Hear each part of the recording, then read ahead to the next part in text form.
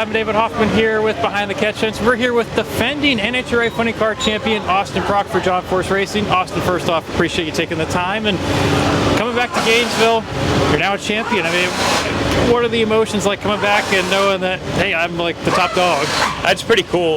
You know, the biggest change has been all the media appearances we've been doing, the size of the crowd at the back of the pit.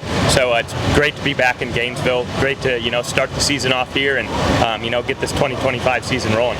And, you know, coming off a championship, and obviously there's so many things that happens from, you know, celebrations to wins and number one qualifiers, whatever else that's happened last year. I mean, when you look back at it, a couple months far from it now, what's the biggest thing that you still look back on? You know, racing with these guys, racing with my family, racing with Cornwall Tools and John Force Racing, and how strong this organization is. So we're looking forward to getting started. You know, we had a great preseason test in Bradenton and showed this race car is going to be one to reckon with again this year. So I'm looking forward to it, and you know, hopefully we can go out there and run low ETQ1.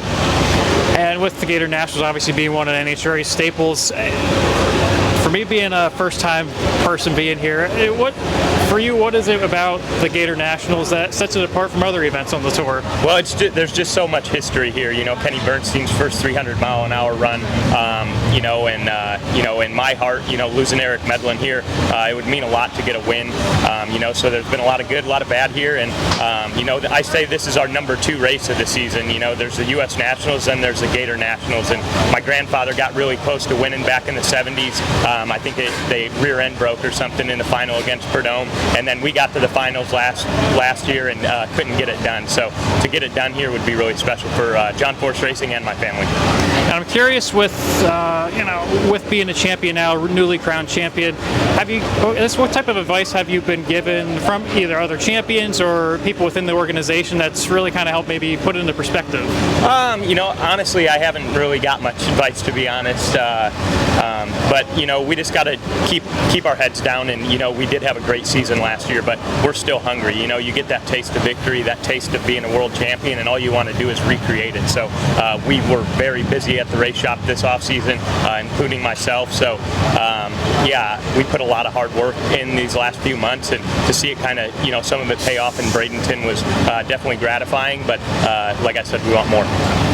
And you kind of mentioned it was almost a near flawless season last year with everything that happened correctly. I mean, as a race team, you mentioned staying hungry. How do you keep hungry and keep that edge, knowing that obviously people are gunning for you, but also knowing we already did it once, how can we get even better? Yeah, you know, everybody's going to pick up their performance, but we're going to pick up our performance as well. So, you know, we had a big target on our back last year, and this car with my dad, Jim Prock, tuning it, he's always got a big target on his back. He makes a lot of horsepower, and, you know, when the thing goes down the racetrack, it rips. So, yeah, I mean, we're always evolving. My dad never comes into the race season with the same approach, same setup. So we got a lot different in this Cornwall Tools Chevrolet SS, and she's fast.